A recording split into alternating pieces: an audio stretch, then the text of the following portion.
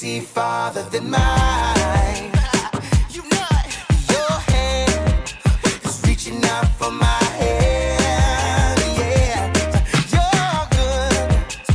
Oh, my Savior, you're good. You're too good. Yeah. So I trust, even when I don't understand. Oh, every step I take, every move I make, I will follow, follow, follow. Follow you, follow every day. Yeah, yeah. So every single moment, every single day, I will follow, follow, follow. Follow every day. Oh,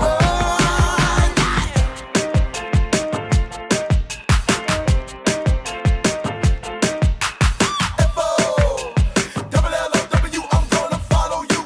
That's what I'm gonna do. F-O-double-L-O-W, I'm gonna follow you. That's what I'm gonna do. F-O-double-L-O-W, I'm gonna follow you. That's what I'm gonna do. Every step I take, every move I make, I will follow, follow, follow. Follow you, follow every day. Yeah, yeah. Every single moment, every single day, I will follow, follow, follow. Follow every day. F-O-double-L-O-W, I'm gonna follow you. That's what I'm gonna do.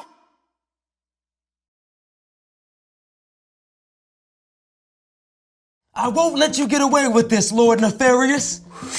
You'll never defeat me, super guy. Oh, yeah? Yeah. Hold on a second. Welcome to Story Lab. This week, we're taking a look at the story of someone who was chosen to be a part of the most epic plan for good this world has ever seen. That's what you think, super guy.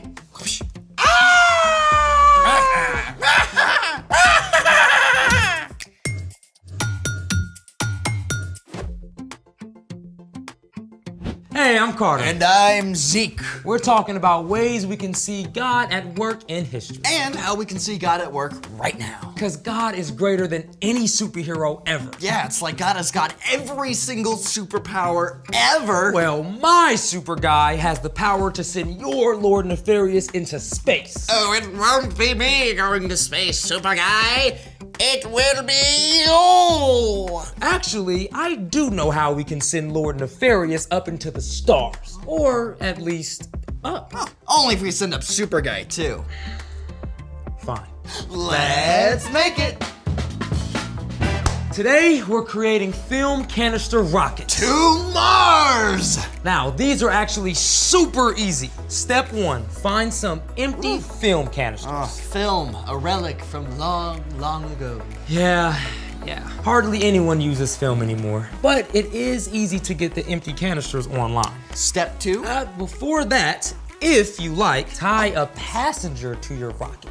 It ends here, super guy. Great, now step 2, fill up your canister about 1/3 of the way with warm water.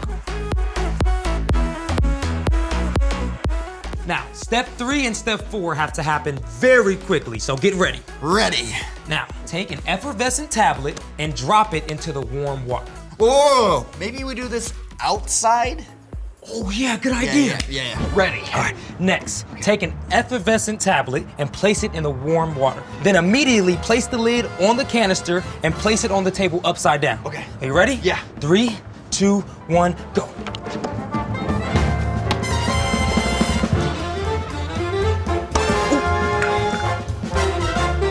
Whoa! Did you see that? Yes. To the moon! Oh, that was so fast. Let's check it out again. Yeah.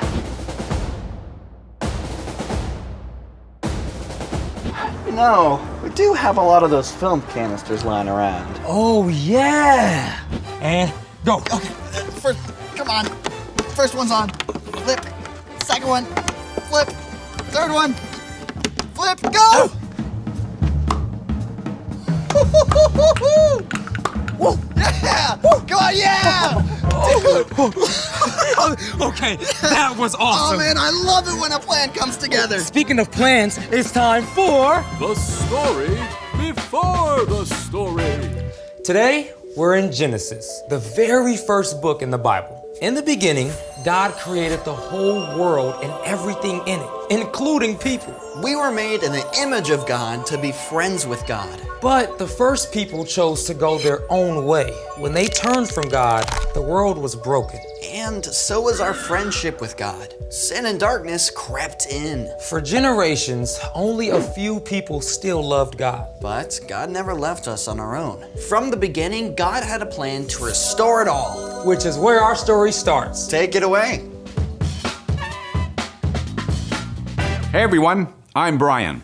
You may remember that God saved Noah and his family and an epic zoo through a huge flood, right? So after the flood, Noah's family grew quickly. Just as before, few people were friends with God. Most of them chose to go their own way. But through even the darkest times, God still had a plan. So God chose a man named Abram and his wife Sarai. Years before, they had started on a journey to the land of Canaan along with Abram's father and nephew, but they stopped in Haran on the way and ended up staying there. Now, even though Abram and Sarai gained many flocks and herds in Haran, their hearts ached because they had no children. But their story was just beginning. When Abram was 75 years old, God spoke to him.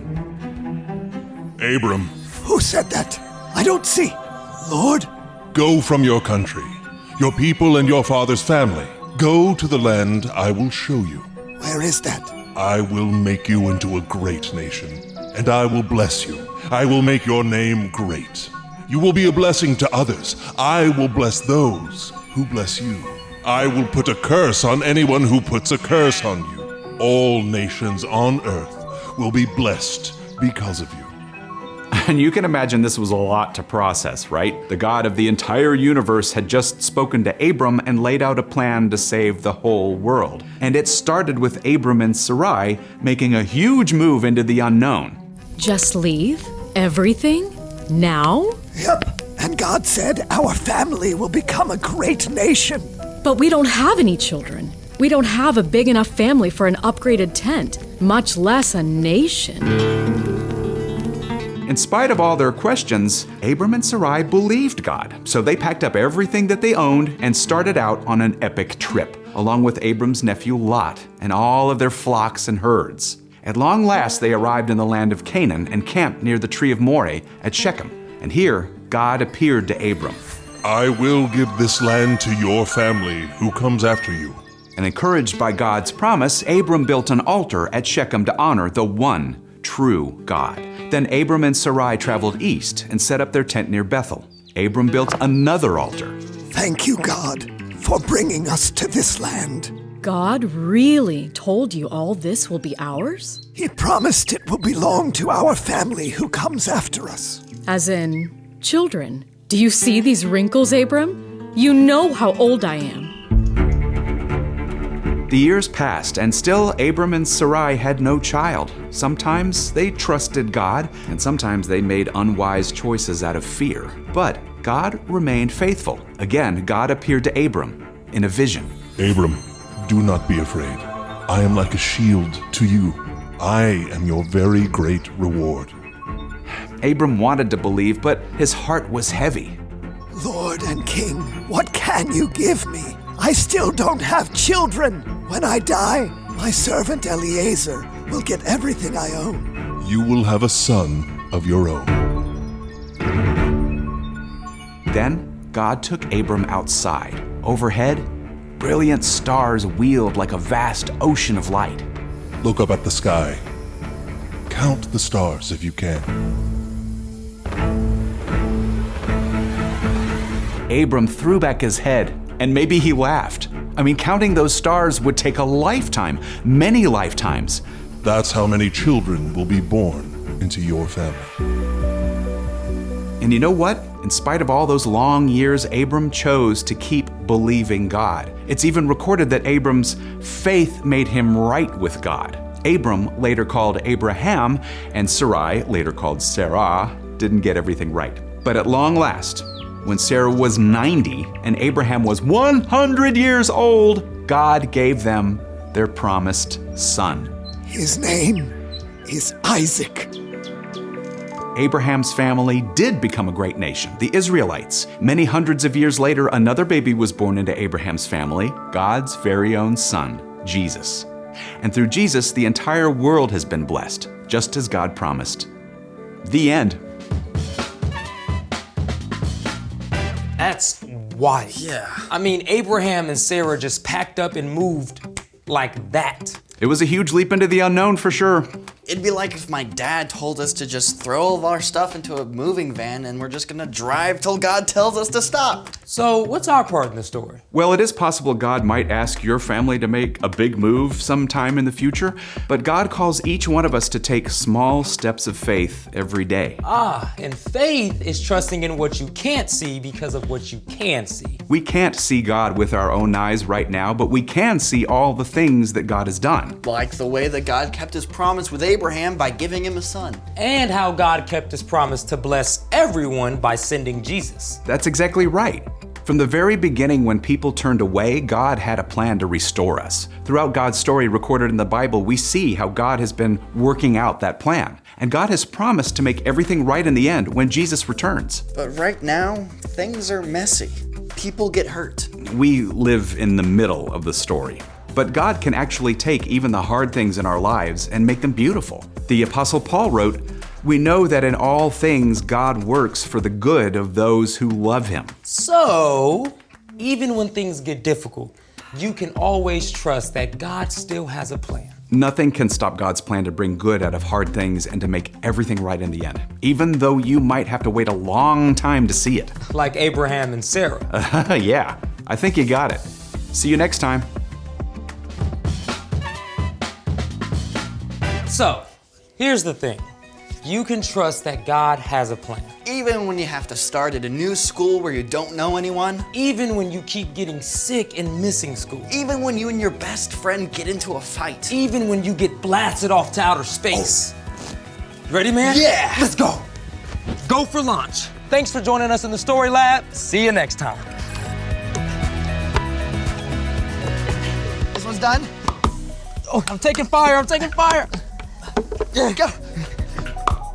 Woo! Dude! That one went so high!